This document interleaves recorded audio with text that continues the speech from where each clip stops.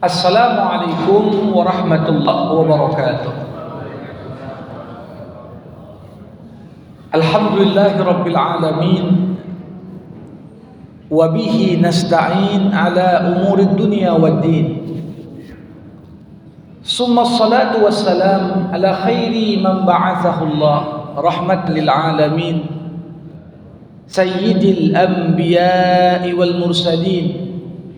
Rasulullah Muhammad sallallahu alaihi wasallam wa ala alihi wa ashabihi ajma'in. Allahumma 'allimna ma yanfa'una wanfa'na bima 'allamtana wa zidna ilma innaka antal alimul hakim. Bapak-bapak, ibu-ibu, saudara-saudari jamaah rahimakumullah. Marilah kita tak hentinya bersyukur kepada Allah Subhanahu wa taala seraya memanjatkan puja dan puji hanya untuk Allah. Dialah penguasa alam semesta beserta segala isinya. Tak ada kebaikan kecuali datangnya dari Allah. Bahkan apa yang kita nilai sebagai musibah dan ujian sekalipun, esensinya kebaikan yang Allah berikan kepada kita semua. Salawat berangkaikan salam kita hadiahkan kepada Rasulullah Muhammad sallallahu alaihi wasallam. Allahumma salli wa sallim wa barik alaihi. Harapan kita semoga kita insyaallah mendapatkan syafaat di yaumil akhir kelak.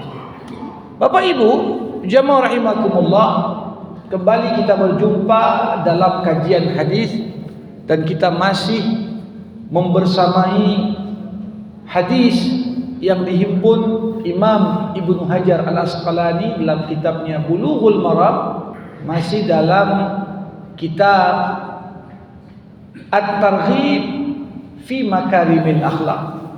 Dan hadis yang akan kita kupas hari ini an Abi Hurairah radhiyallahu anhu qala qala Rasulullah sallallahu alaihi wasallam ma naqasat shadaqatun min mal wa ma zada Allahu 'abdan bi afwin illa izza wa ma tawadha'a ahadun lillah illa rafa'ahu Allah.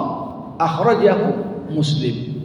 Dari sahabat Abu Hurairah radhiyallahu an, Rasulullah Muhammad sallallahu alaihi wasallam bersabda, sedekah tidak akan mengurangi harta, dan orang yang senang memaafkan maka sungguh Allah akan berikan kepadanya kemuliaan.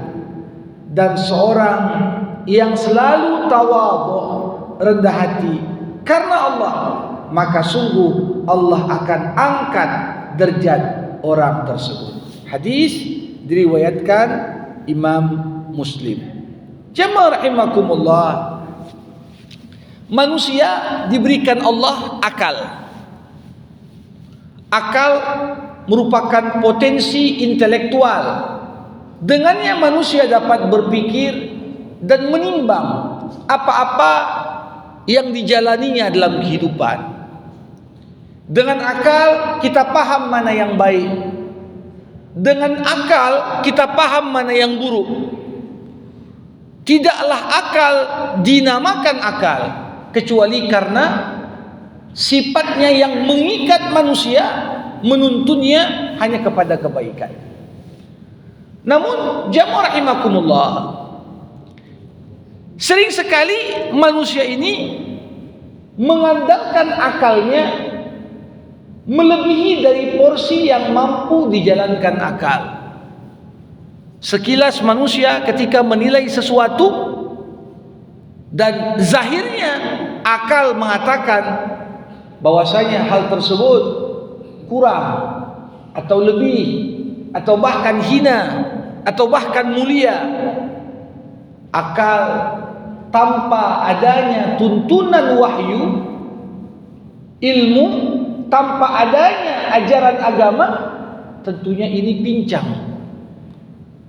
Bagaimanapun kecerdasan akal seseorang, dia membutuhkan tuntunan yang Allah Subhanahu wa taala berikan untuk kita semua agar akal dapat berfungsi dengan sempurna. Disinilah menarik sekali Rasulullah Muhammad sallallahu alaihi wasallam dalam hadis yang tadi dibacakan menghimpun tiga hal. Di mana kalau manusia hanya berlandaskan akalnya, dia tidak akan paham hakikat dari sebuah kebaikan, dari sebuah keutamaan. Karena akal ini ada keterbatasannya. Dan tiga hal yang tadi disebutkan Rasulullah dihimpun dalam sebuah hadis. Pertama, berkaitan dengan sedekah. Yang kedua, berkaitan dengan kemaafan. Dan yang ketiga, berkaitan dengan tawadhu. Kita akan coba kupas ketiga hal ini. Kenapa Rasulullah menyandingkan di antara ketiganya? Jamaah rahimakumullah, pertama, Nabi Muhammad sallallahu alaihi wasallam mengatakan, "Ma naqasat shadaqatun min mal." Tidaklah berkurang harta gara-gara sedekah. Kalau kita melihat satu amalan sedekah, seorang yang diberikan Allah pendapatan melebihi dari apa yang dibutuhkannya, maka sebenarnya Allah sedang memberikan kepadanya kesempatan dan peluang untuk mempersiapkan bekalnya. Coba bayangkan seorang kebutuhannya sekian per hari dan dia dapatkan pas seperti kebutuhannya atau kurang dari itu, maka seperti tertutup kesempatan baginya untuk dapat berbagi dengan sesama. Tapi di saat para sahabat Rasulullah bertanya kepada Nabi Muhammad SAW, "Nabi, apa yang kami sedekahkan? Apa yang kami infakkan?" Turunlah ayat Al-Quran, "Yas'alunaka madza yunfiqun qulil afu." Mereka bertanya kepadamu Muhammad, apa yang mereka infakkan? Allah katakan, infakkanlah yang lebih dari kebutuhanmu. Al-afu di sini maknanya pendapatan kita dikurang kebutuhan kita. Kalau ada selisih di situ, berarti ini lebih memungkinkan bagi seorang hamba untuk membelanjakannya dalam hal-hal yang sifatnya kebaikan. Nah, Nabi Muhammad SAW menyampaikan satu hal yang secara zahir bertentangan dengan kalkulasi akal. Tidak akan berkurang harta gara-gara sedekah. Kalau manusia hanya berpikir dengan otaknya, dengan akalnya, ketika kita memasukkan beberapa lembar uang ke kotak infak, atau di saat kita menyerahkan zakat kita setiap tahunnya kepada badan amil zakat atau panitia zakat di masjid, atau bahkan ketika kita melihat ada orang yang meminta-minta lantas kita berikan apa yang lebih dari kebutuhan kita, zahirnya apa yang kita keluarkan itu mengurangi harta. Kalau dalam dompet ada 5 lembar uang 100 ribuan, kita sedekahkan 100 ribu, berarti dari 5 ribu menjadi 400 ribu. Menurut akal berkurang nggak? Berkurang. Akal mengatakan, bagaimana mungkin dikatakan tak berkurang? Berkuranglah uangnya. Karena wujud yang ada, kalau dihitung dengan kalkulasi duniawi, berkurang. Sebelumnya kalau belum dia sedekah bisa membeli barang yang harganya 500 ribu, setelah dia sedekahkan dia hanya mampu untuk membeli barang yang harganya 400 ribu. Tapi di sini ketika akal bekerja terlepas dari tuntunan wahyu, maka orang akan sangat perhitungan dengan hartanya. Dia hanya memikirkan apa yang menjadi ego dan kepentingan pribadinya. Tapi disinilah bagaimana aspek keimanan, aspek tuntunan agama dan keyakinan akan itu membuat kita yakin mana qasad malun min sadaqah. Kau bersedekah, uangmu nggak kurang. Kau nggak bisa. Kenapa bisa tak kurang? Nah, disinilah bagaimana Rasulullah Muhammad sallallahu alaihi wasallam mengingatkan pada kita, karena pada esensinya bersedekah itu kembali kepada orang yang menyedekahkan. Jadi sedekah itu bukan kita beri untuk orang yang nerima. Sebenarnya sedekah itu kembali kepada yang bersedekah. Saya akan coba ilustrasikan dengan sederhana. Kalau seorang misalnya punya beberapa rekening, dia punya rekening Bank Muamalah misalnya, dan rekening Bank BSI. Ini bukan untuk promosi Pak Ibu ya. Lantas apa yang ada di rekening BSI-nya ditransfernya ke rekeningnya sendiri di Bank Muamalah, dikirimnya lah 5 juta. Kalau kita lihat di rekeningnya di BSI berkurang duit itu 5 juta. Namun ketika ditanya dalam skop makro, berkurang nggak uang dia? Enggak, karena uang 5 juta itu masuk juga ke rekening dia yang lain. Berpindah dari rekening BSI menuju rekening muamalat. Sama-sama uang 5 juta itu dari yang sebelumnya di rekening A pindah ke rekening B, tapi tetap adalah milik dan harta miliknya. Nah, bagi Allah perumpamaan yang lebih agung. Kita semua memiliki 2 rekening. Rekening dunia, rekening akhirat. Tatkala seseorang itu membelanjakan hartanya di jalan Allah, di jalan kebaikan, apakah dia berwakaf, apakah dia ikut memberikan sumbangan dan berwakaf, beli ambal baru untuk masjid misalnya. Sebenarnya ini bukan berkurang harganya. Walaupun menurut akal semata-mata, ya berkuranglah duitmu. Betul, berkurang untuk rekening dunia, tapi jumlah yang sama berpindah untuk rekening akhirat. Maka di sini makna mana qasad malun min sadaqah, tidak akan pernah berkurang harta yang kau belanjakan di jalan Allah gara-gara sedekah. Bahkan di surah Al-Baqarah Allah Subhanahu wa taala tegas mengatakan, yamhaqullahu riba wa yurbis sadaqat. Allah akan memusnahkan riba dan menumbuh suburkan sedekah. Allah akan binasakan riba. Menurut akal, riba itu menambah uang. Coba bayangkan kita utangkan orang 1 juta, balikannya 1,5 juta ya. Menurut kalkulator dunia, bertambah uang kita. Karena kata riba itu pun dalam bahasa Arab maknanya aziyadah. Apa itu riba? Aziyadah. Seorang hutangkan pokok pinjaman dengan nominal tertentu, disyaratkan untuk dikembalikan dengan tambahan. Menurut hitung-hitungan dunia, untung kali riba ini. Apalagi kalau di zaman ketidakpastian ekonomi macam sekarang. Makanya paling banyak orang berbisnis pinjol. Kenapa? Jelas. Kalau hanya menurut hitung-hitungan duniawi, riba itu bertambah.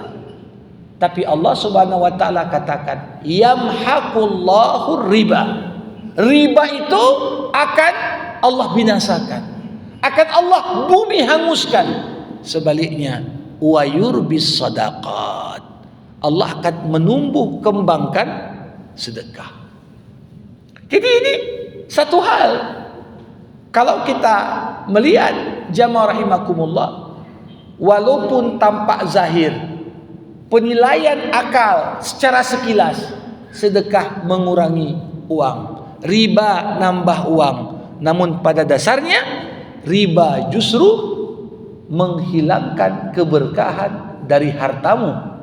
Sebaliknya, apa yang kita sebut dengan sedekah, itulah yang akan menumbuh kembangkan pendapatan, harta, penghasilan yang kita peroleh dalam kehidupan kita.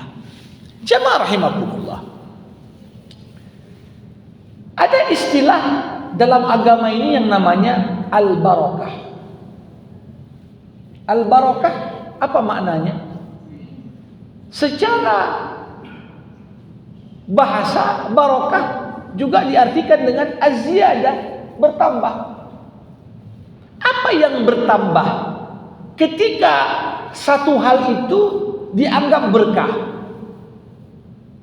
Dalam terminologi syarak, makna dari kata berkah wujudul khairul ilahiyyu fi syai'. Sesuatu itu dikatakan berkah kalau terdapat kebaikan yang Allah Subhanahu wa taala berikan di sana. Contoh kecil. Kapan dikatakan makanan itu berkah? Mungkin dilihat dari jumlahnya tak banyak, tapi dengan makanan yang terbatas tadi banyak orang kenyang dengannya. Bandingkan dengan makanan yang banyak, habis tak kenyang juga orang. Ya. Jadi ketika kita memperoleh keberkahan pada sesuatu, kita rasakan ada campur tangan ilahi yang menambah nilai dari satu hal. Usia berkah artinya apa? Lebih panjang dari biasanya. Bukan sekedar panjang, jauh dari penyakit, diisi dengan ketaatan, diisi dengan silaturahim. Ini makna usia berkah. Kalau kita katakan mobil berkah, apa maknanya? Kalau misalnya mobil lain tiap bulan masuk bengkel, ini tak masuk bengkel ya. Terjaga perawatannya, kemudian tidak banyak kos yang keluar untuk memperbaikinya. Ini mobil berkah ini. Begitu juga hidup kita sangat membutuhkan keberkahan. Anak yang berkah, anak yang mampu memberikan nilai lebih pada orang tuanya. Harta yang berkah, rumah yang berkah. Jadi kenapa dikatakan sedekah walaupun dalam hitungan kalkulasi dunia nampak seperti berkurang? Kita katakan yang keluar dari harta duniamu itu sebenarnya pindah kepada rekening akhirat. Atau kita katakan yang berkurang sebenarnya dari harta yang kau sedekahkan itu, dengannya lah Allah Subhanahu wa taala berikan kepadamu keberkahan yang menjadikan berapapun yang kau miliki di dalamnya terdapat kebaikan Allah yang membuatmu dapat memenuhi kebutuhanmu, plus kau memperoleh kepuasan di balik apa yang kau inginkan. Bapak Ibu jamaah rahimakumullah, kalau kita perhatikan Nabi Muhammad sallallahu alaihi wasallam ini pribadi yang paling gemar bersedekah. Kegemaran Nabi bersedekah berangkat dari keyakinan beliau, yang kita sedekahkan itulah yang sebenarnya milik kita.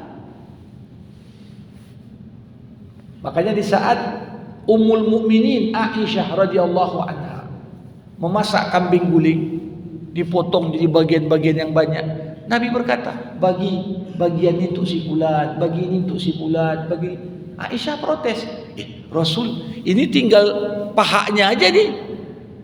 Kalau kau suruh bagi juga, nggak tersisa apa-apa sama kita. Inilah kata Aisyah. Apa kata Rasulullah? Tidak wahai Aisyah, semuanya justru jadi milik kita kecuali pahanya, kata Rasulullah. Ya, kenapa? Karena pahanya yang kita makan, apa yang kau makan itulah yang kau buang. Apa yang kau kenakan itulah yang akan usang, dan apa yang kau sedekahkan maka itulah yang akan kekal abadi. Inilah makna mana qasad sadaqatun min mal. Harta yang disedekahkan tidak akan mengurangi harta. Ini yang pertama. Yang kedua, jamaah rahimakumullah, ini berkaitan dengan memaafkan. Memaafkan. Wa ma zadallahu 'abdan bi'afwin illa izza. Tidaklah Allah menambahkan untuk sosok orang yang mau memaafkan saudaranya kecuali Allah akan tambahkan kemuliaan untuknya. Para hadirin rahimakumullah, dalam pandangan manusia sering sekali kita ini menganggap kalau ada orang pernah menyakiti kita, kalau ada orang pernah melakukan sesuatu yang tak kita senangi, baru marwah dan martabat kita itu kembali kalau kita mampu membalasnya. Itu pandangan manusia. Kalau ada orang pernah mukul, nggak terima aku kecuali ku pukul balik. Ya, kalau ada orang pernah ngerjai kita, kita tak akan pernah puas sampai aku balas mengerjainya. Maka dari itu, secara prinsip, apa yang menjadi human dignity, apa yang kita sebut dengan kemuliaan manusia, memang manusia ini paling pantang dihina kemuliaannya. Kenapa dalam agama ada namanya hukuman kisos? Ini bagian dari bagaimana dalam ajaran Islam Allah ingin jaga kemuliaan manusia. Kalau ada seorang membunuh dengan sengaja, maka hukumannya boleh bagi keluarga korban menuntut si pembunuh dibunuh, dan hakim tak dapat mengganti hukuman itu dengan hukuman yang lain kecuali kalau keluarga korban yang memaafkan. Kalau keluarga korban memaafkan, udahlah kami tak nuntut lagi si pembunuh ini dibunuh, kami minta uang darah aja, baru boleh. Nah, kenapa? Karena memang ada pada diri manusia ini rasa tidak ingin dilecehkan, rasa tidak ingin direndahkan. Makanya nggak pernah kita temukan dalam Islam ayat seperti dalam Kristen. Dalam Kristen, kalau dipukul pipi kirimu, kasih pipi kananmu. Dalam Islam nggak seperti itu. Fa in aqabtum fa'aqibu bimisli ma uqibtum. Kalau ada orang menghukummu, boleh kau balas hukum. Tapi apa syaratnya? Jangan berlebihan. Ini yang namanya human dignity. Kemuliaan manusia. Manusia yang tak ingin dilecehkan, dihinakan, direndahkan, dan seterusnya. Nah, jamaah rahimakumullah, dalam anggapan sebahagian orang, ketika kita sudah dianiaya, ketika kita sudah dilecehkan, lantas kita maafkan orang yang melecehkan kita, itu seperti merendahkan diri kita. Kalau aku belum balas, belum puas katanya. Kalau aku belum berkesempatan melakukan hal yang sama kepada orang yang bersangkutan, maka aku merasa terhina. Disinilah tuntunan wahyu menuntun akal untuk meluruskan kembali pandangannya. Kemuliaan itu bukan ketika engkau membalas keburukan dengan keburukan semisal. Kemuliaan itu bukan ketika engkau dipukul, engkau menuntut juga agar pelaku itu dipukul sama sepertimu. Tetapi kita lihat, mazadallahu abdan bi'afwin illa izza. Justru kemuliaan yang paling tinggi dalam agama adalah di saat kita mampu, justru kita tak membalas. Idfa billati hiya ahsan. tolaklah perlakuan buruk orang lain dengan perlakuan yang lebih baik. Kalau ada orang suka mengumpat, kita balas. Bukan dengan mengumpat juga, tapi dengan memaafkan. Kalau ada orang menghina, maka kita balas dengan kata-kata yang indah untuk menyadarkan. Makanya memaafkan itu bukanlah sesuatu yang menghilangkan kemuliaan manusia. Justru sebaliknya, semakin kita meneguhkan semangat untuk memaafkan orang lain, inilah cara Allah angkat kemuliaan pada diri kita. Jamaah rahimakumullah. Nampaknya bagi sebagian manusia, memaafkan itu terkesan hina dan rendah. Kenapa? Karena sebahagian orang memaafkan di momen memang dia lemah. Memang dia lemah. Bukan memaafkannya itu yang melemahkan dia. Memang dia lemah sebelumnya. Kalau misalnya ada pegawai rendahan dianiaya oleh pimpinannya dalam hati, ya mau kita balas pun tak mungkin juga.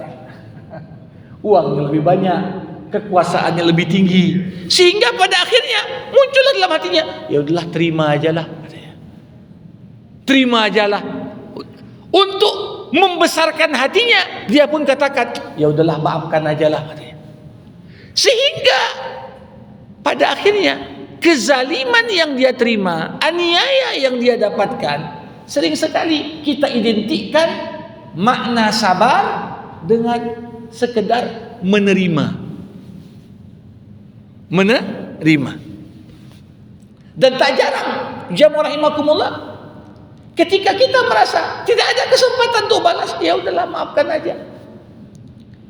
Tapi justru kenapa memaafkan itu justru amalan yang paling dapat mengangkat kemuliaan pada diri seorang. Hal ini tak terlepas karena dalam ajaran Islam, momen yang paling agung untuk kita memaafkan orang lain kapan? Justru kita memaafkan di saat punya kesempatan untuk membalas, tapi tak kita gunakan momen itu karena tidak ingin jatuh kepada keburukan yang semisal. Inilah yang dapat mengangkat derajat seorang. Para hadirin, coba bayangkan anak umur 6 tahun, Yusuf alaihi salam. Siapa yang ngerjain? Abang-abangnya sendiri. Izin sama ayahnya, ayah kami mau bawa Yusuf main-main.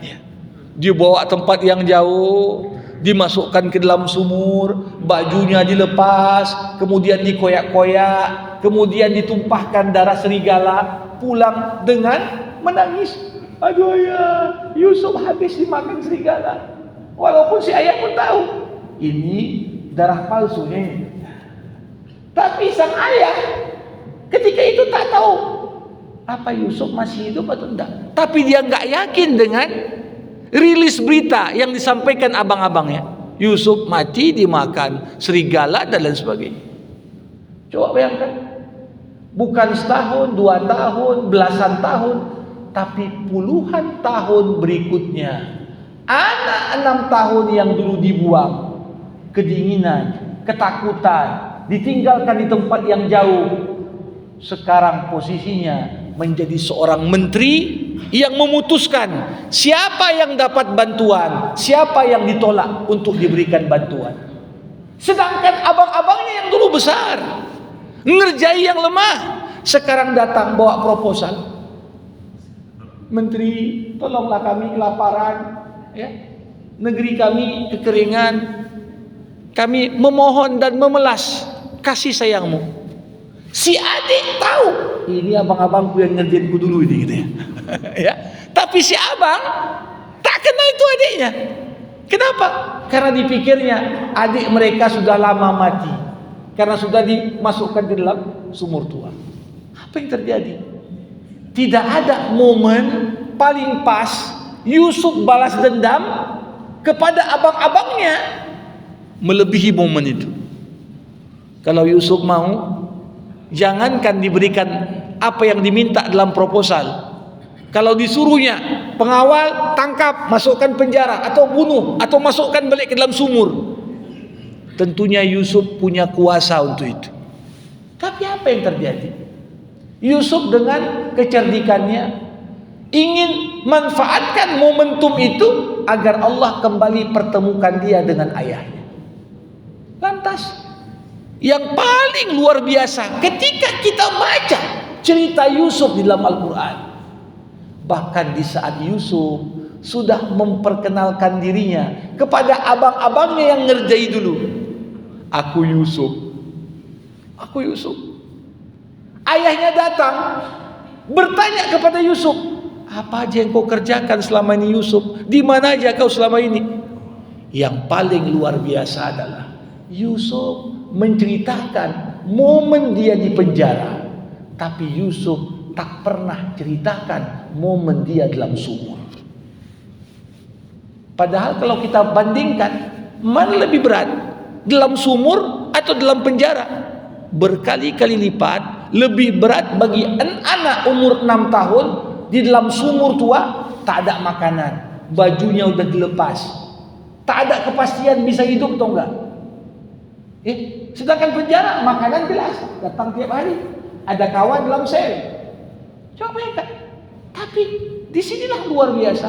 Di saat abang-abangnya malu kepada Yusuf, apa kata Yusuf? La tathriba alaikumul yawm. Enggak perlulah bongkar lagi catatan yang lama itu, udah lupakan aja.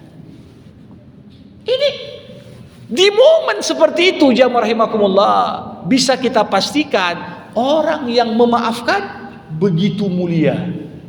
Bahkan orang yang dimaafkan tak berani memandang wajah orang yang memaafkan, saking malunya dia.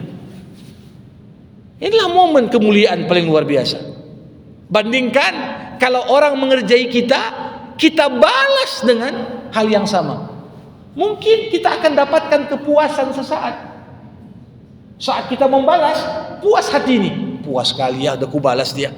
Tapi pertanyaannya, apakah dengan membalas itu menjadikan kedudukan kita lebih tinggi daripada orang yang kita balas? Tidak, karena esensinya kita selepel dengan mereka. Berbuat keburukan, lantas kita balas keburukan dengan keburukan semisal. Kalaupun kita cemooh orang yang berbuat keburukan untuk kita, namun pada hakikatnya kita lupa, di saat kita tak memaafkan, kita pun jatuh kepada keburukan yang sama yang membuat kita layak untuk dicemooh. Disinilah makanya akal ini kadang-kadang menilai sesuatu tak sesuai. Kita pikir sudah bagus kan, ternyata tidak. Kalau tadi yang pertama, sedekah takkan mengurangi harta. Yang kedua, memaafkan tidak akan menjatuhkan kemuliaan. Justru semakin kau maafkan orang, Allah semakin angkat derajat. Bapak Ibu rahimakumullah, bagian yang ketiga dari hadis ini tak kalah menarik. Rasulullah berkata, "Wa ma tawadha'a ahadun lillah illa rafa'ahu Allah." Tidaklah seorang hamba bertawadhu, rendah hati, kecuali tawadhunya itu akan membuat Allah mengangkat derajatnya. Para hadirin, seperti yang saya katakan tadi, pada diri setiap orang kita punya yang namanya human dignity, karamah insaniyah, kemuliaan manusia. Manusia ini senang kalau dipuji. Manusia ini senang kalau diangkat. Bahkan tak jarang kalau tak ada yang puji kita, kita pun puji diri sendiri. Gitu. Untuk menegaskan eksistensi kita. Kalau ada orang yang muji kita, ya syukur. Tapi tak jarang ketika tak ada yang muji, kita pun terkadang memuji diri sendiri. Kita puji diri kita sendiri. Ini dah aku buat ini, dah aku buat ini, dah aku buat ini, dah aku buat ini. Kita merasa dengan memuji diri sendiri atau menampilkan apa yang sudah kita buat, itu justru membuat kedudukan kita makin tinggi. Itulah kata akal. Kalau kau puji dirimu, makanya kalau dalam konteks ya penjaminan mutu dimanapun yang ada istilahnya evaluasi diri. Kita yang menilai diri kita. Kadang-kadang orang menilai dirinya terlalu tinggi. Dia anggap dirinya paling bini, paling begitu.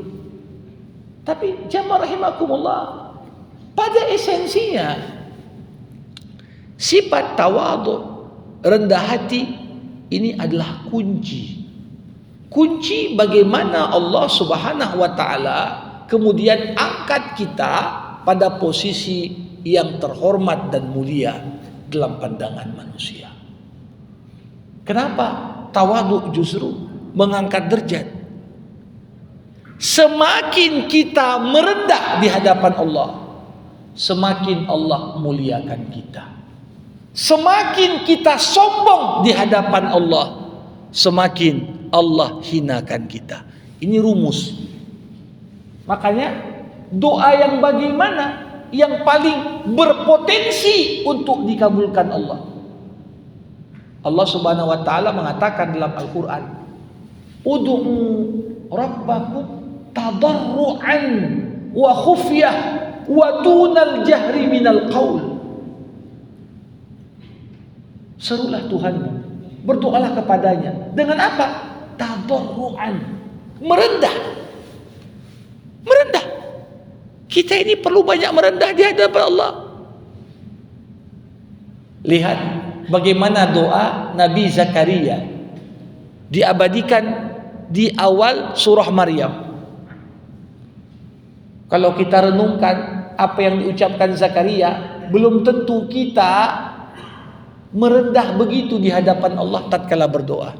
Apa kata Zakaria? Rabbi inni wahanal azmu minni washta'ala ar-ra'su syaiba wa lam akun bidu'aika rabbi syaqiya. Ya Allah, tulangku dah keropos, kata Zakaria.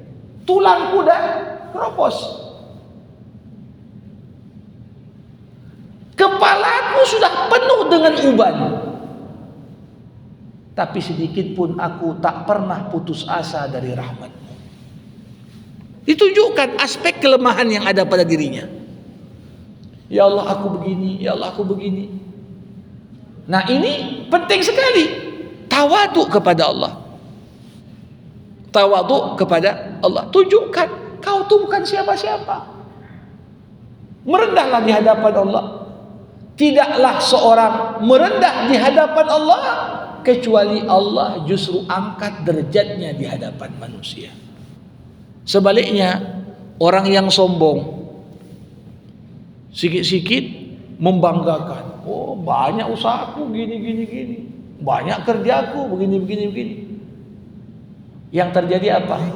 Kesombongan adalah cara yang justru dengannya kita dihinakan di hadapan Allah. Kita pikir diri kita hebat dengan apa yang kita banggakan. Kita sebutkan satu persatu prestasi yang kita torehkan, tapi ternyata membanggakan diri, memuji diri secara berlebihan. Bahkan sekarang orang bukan lagi muji diri, tapi disewanya orang supaya muji dia. Karena nggak ada yang muji. Itulah buzzer itu. Gimana supaya aku ini nampak hebat? Dikasih anggaran tiap bulan. Yang penting tiap hari kau puji aku.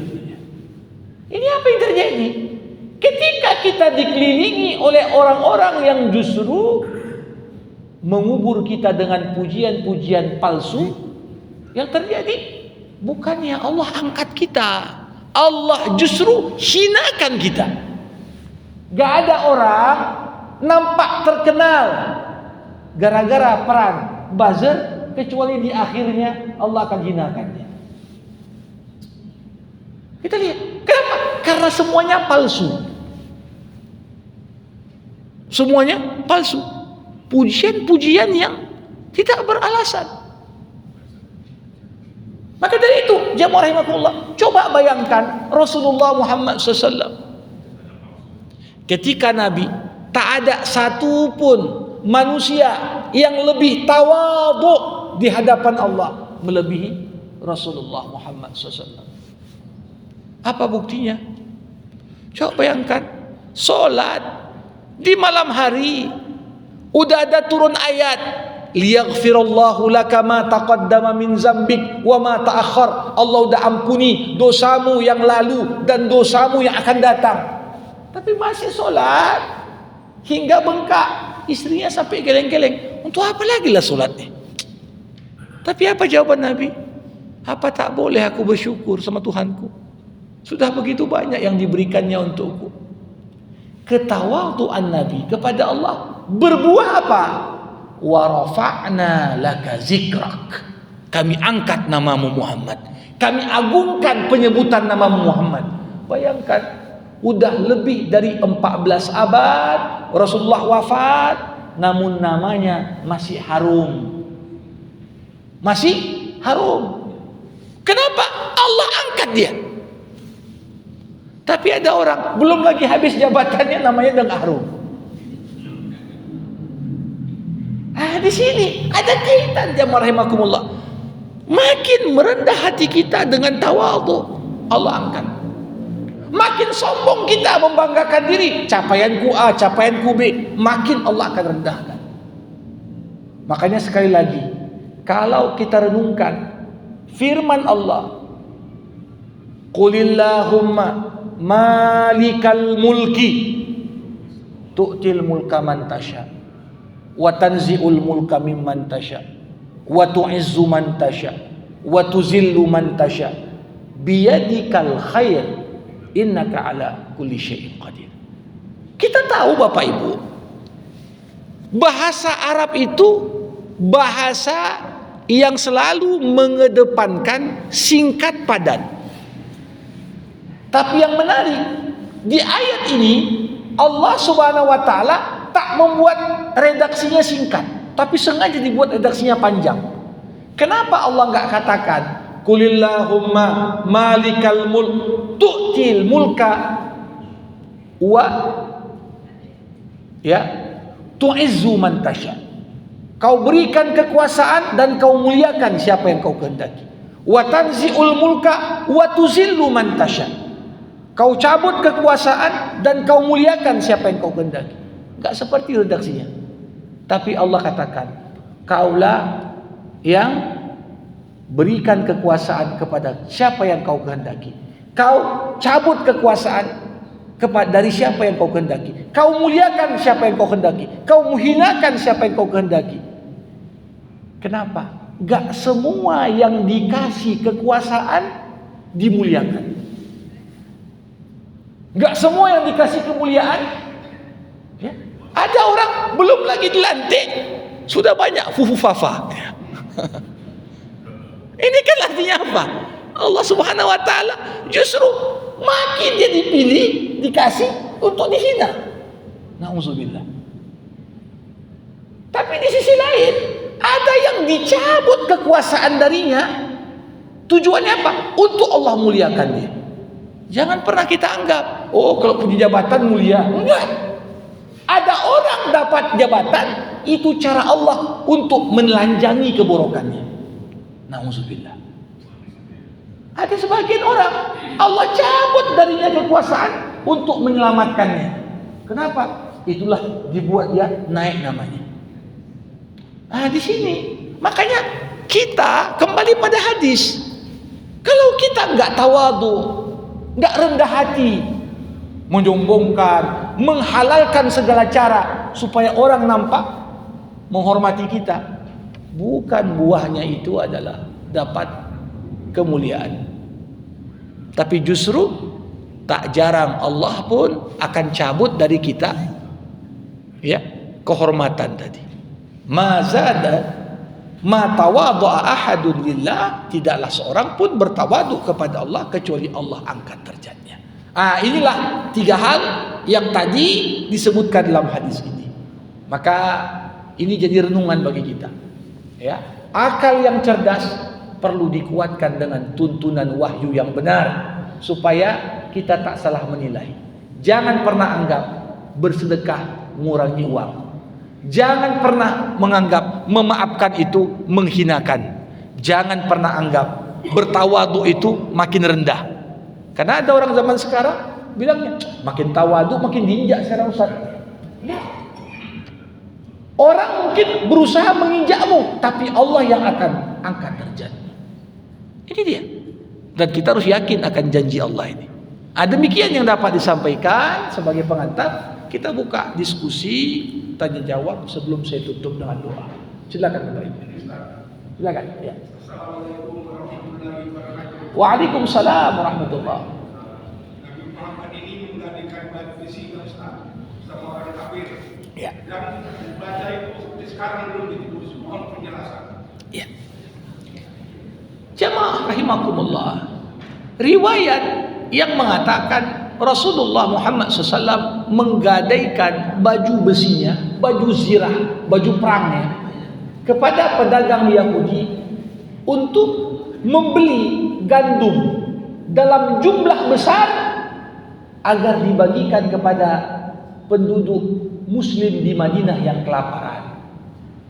Harus kita pahami peristiwa ini menjadi dalil bagi beberapa hal. Pertama, dasarnya hubungan dagang Muslim dan non-Muslim adalah boleh. Dalam kondisi normal, ya boleh. Boleh nggak berdagang sama Yahudi? Ya boleh. Namun, hukum boleh ini bisa berubah seiring dengan perubahan situasi dan kondisi. Yahudi yang Nabi berjualan dengannya dulu, ini dalam kondisi nggak perang. Kita kenapa memboikot perusahaan-perusahaan yang membiayai Zionis? Karena kondisinya perang. Berarti kalau kita banyak makan McDonald kah, KFC kah atau apa-apa ya menjadi produk mereka, berarti saya tidak langsung kita tambahkan kekuatan ekonomi untuk mereka. Di saat mereka gunakan kekuatan ekonomi itu bantai saudara kita. Makanya konteksnya berbeda. Oke, kalau dulu boleh ya. Tapi di saat kondisinya berubah jadi kondisi perang, maka ini perlu diperhatikan. Yang kedua, dikatakan Nabi juga belum tebus. Nah, ini maknanya apakah Nabi Muhammad meninggal berutang? Ya enggak. Ketika Nabi menggadai, apabila seseorang ya membeli sesuatu tidak secara tunai dan menyertakan jaminan gadai, maka gadai itulah yang jadi pembayarannya. Ya. Jadi sebenarnya bukan Nabi yang berutang, tapi justru mungkin orang Yahudi itu yang berutang sama Nabi. Kenapa? Karena zirah baju besi Nabi itu kalau dilelang yang jelas harganya lebih mahal dibanding gandum yang dibeli Rasulullah. Dalam Islam, ketika barang agunan kita lelang, hak orang yang menerima gadai hanya sebesar pokok pinjaman, sisanya harus balikkan. Tidak seperti di konvensional. Ya, begitu misalnya dilelang, ya berarti untuk dia semua, tidak seperti itu.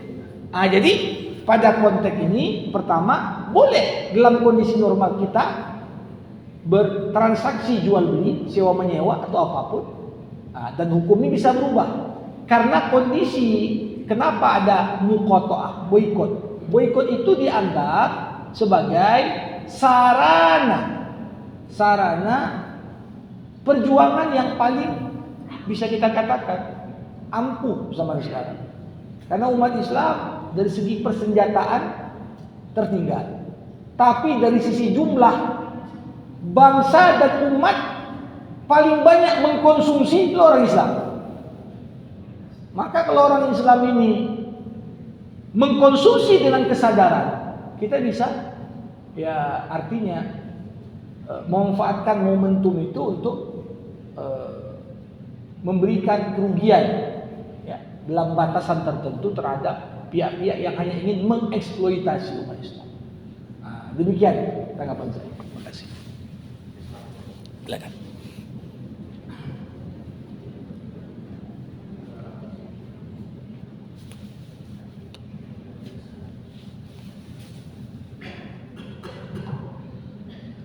Ustaz, yang ingin kami tanyakan ini, akhir-akhir ini kami umat Islam ini sepertinya agak bingung dengan kondisi negeri kita ini yang dimana terpecahnya ulama terkait dengan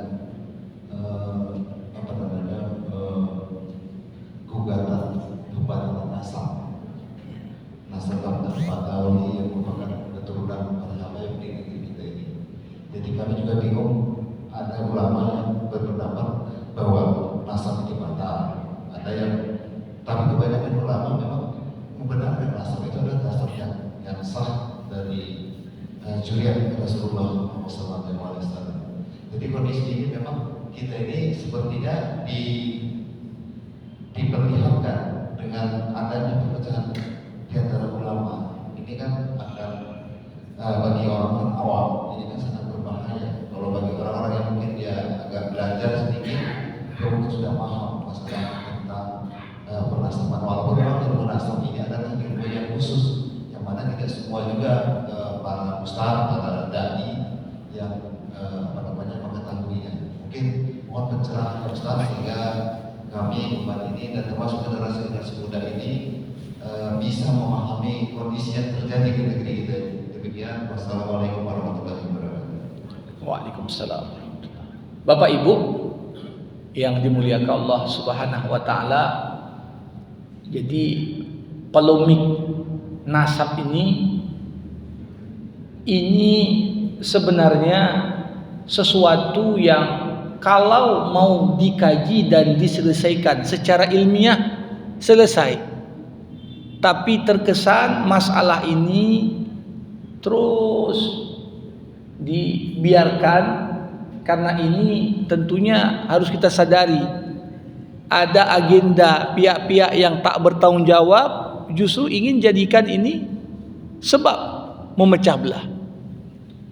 Tentunya agama mengajarkan pada kita, fas'alu ahla zikri in kuntum la ta'lamun. Terkait dengan nasab Ba'alawi dan ketersambungannya dengan Rasulullah Muhammad sallallahu alaihi wasallam, para pakar nasab yang ada di dunia ini sudah mengiktiraf dan mengakuinya. Ya. Kalau mau menyelesaikan masalah, tanya sama ahlinya. Nah, tentunya kalau ada hal-hal yang sifatnya tendensius, udah tersimpan luar di dalam hati, maka dikatakan Nabi, ada dua kelompok manusia yang tak layak kita ajak adu argumentasi. Sinfan la yunaqashan, kata Rasulullah. Ada dua kelompok manusia, gak usah ajak berdebat dan argumen. Kenapa? Sama aja, gak ada manfaat. Pertama, muntafi wa mubghid. Kelompok pertama, orang yang punya kepentingan. Orang yang punya kepentingan, dia dikasih tahu yang betul pun tidak akan menerima, karena yang betul itu berbeda dengan kepentingannya. Mau berdebat dari pagi sampai pagi lagi pun tetap. Makanya agama mengajarkan wajadilhum billati hiyasan. Kepada yang berbeda agama aja boleh debat, tapi dengan cara yang baik. Apalagi yang seagama, kan begitu.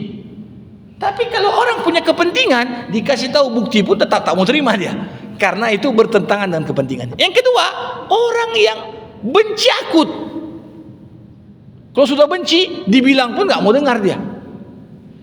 Nah, jadi perihal klan Ba'alawi, apakah ini tersambung tidak? Sudah dijelaskan banyak, bukan satu, belasan tokoh ahli nasab dunia, bukan hanya di Indonesia, tapi juga di luar negeri yang menggambarkan tidak diragukan karena syuhratuhu mustafidah, kepopulerannya itu sudah tersebar. Ya, kita pun dalam menguli kejadian beberapa ratus tahun yang lalu, berapa generasi kita, gimana kita mau ini yang pertama. Nah, tapi kenapa masalah ini? Satu sisi yang lain, kita juga harus jadikan ini sebagai momentum sebenarnya. Nabi Muhammad di sisi lain mengingatkan bahkan putrinya sendiri, ya Fatimah ibnat Muhammad, ya Abbas amma Rasulillah, anqidha nafsaykuma minan nar, ana la ughni ankuma minallahi syai'an, man yubti bihi amaluh lam yusri bihi nasabuh. Wahai Fatimah putri Muhammad, kata Rasul, wahai Abbas pamannya Rasulullah, selamatkan diri kalian berdua dari api neraka. Ini kata Rasulullah kepada paman dan putrinya, aku tak bisa tolong kalian sedikit pun. Siapa yang lambat amalnya, maka nasabnya tak akan mempercepatnya. Nah, kenapa bisa muncul ada kebencian sebagian orang? Ya mungkin ada oknum yang menyalahgunakan bagaimana ketakziman, kecintaan dipakai untuk hal-hal yang nggak pantas. Tapi sekali lagi, menggeneralisir itu sesuatu yang tak boleh. Jangan gara-gara ada satu orang sifatnya tak bagus, kita bilang semua Ba'lawi nggak ada yang bagus. Ini namanya at-ta'mim minal ama, kata para ulama. Menggeneralisir sesuatu itu dari kebutaan. Kalau dia misalnya punya teman satu suku A, kena tipu dia sekali, langsung dia bilang, gak usah kau sama suku A itu, gak ada yang bagus. Nah ini kan gak objektif. Yang ketiga, ini kan juga baru ditemukan ada sindikat yang sudah diputuskan vonis di pengadilan.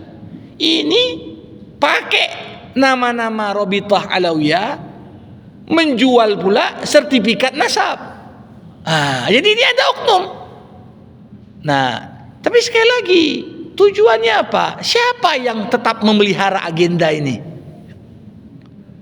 Ini kalau memang ingin dicari kebenaran, nggak perlu sampai duduk bareng sama udah selesai. Tapi memang sengaja ingin dipertahankan. Pertama apa? Kita tak bisa pungkiri hingga saat ini berapa besar pengaruh para habaib di Nusantara ini, cukup besar.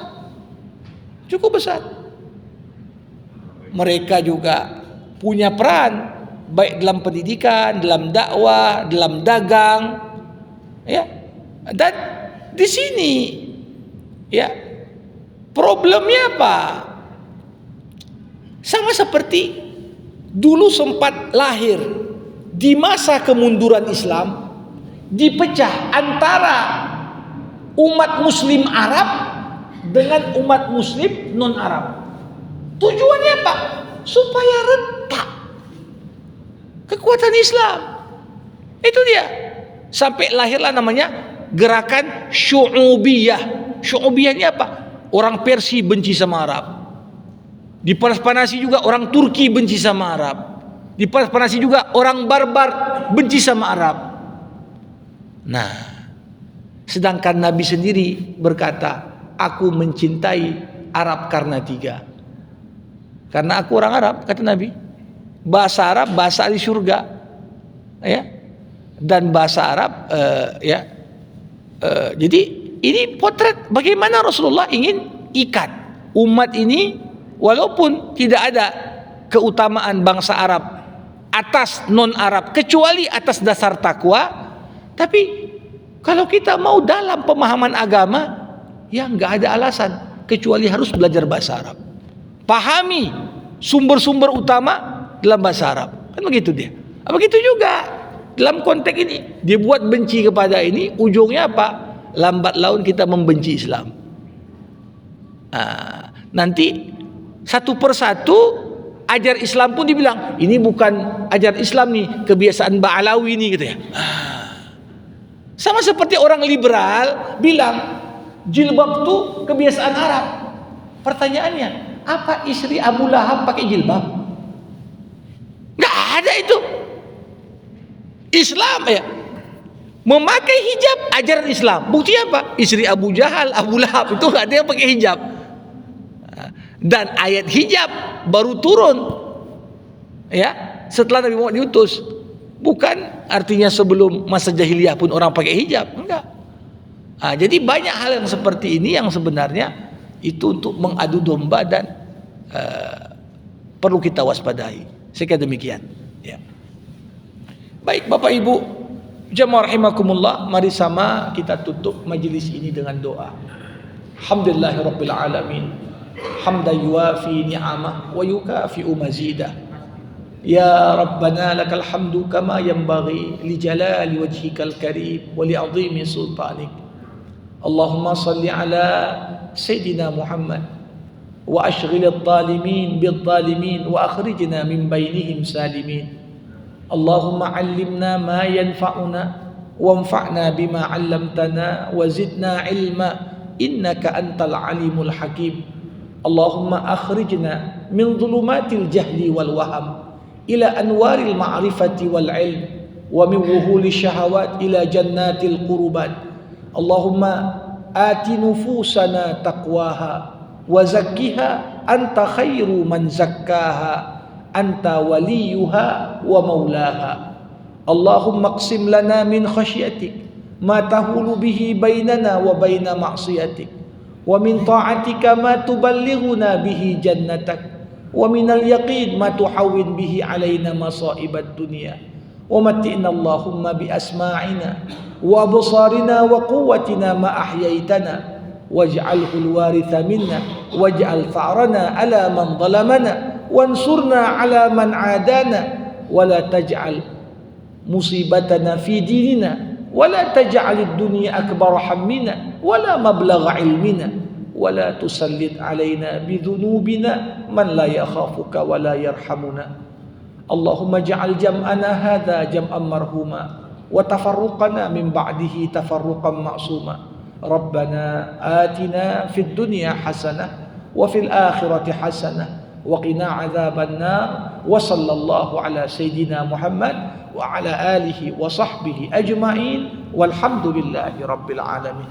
Terima kasih, mohon maaf atas segala kekurangan. Hadanallah wa iyyakum ajma'in. Assalamualaikum warahmatullahi wabarakatuh.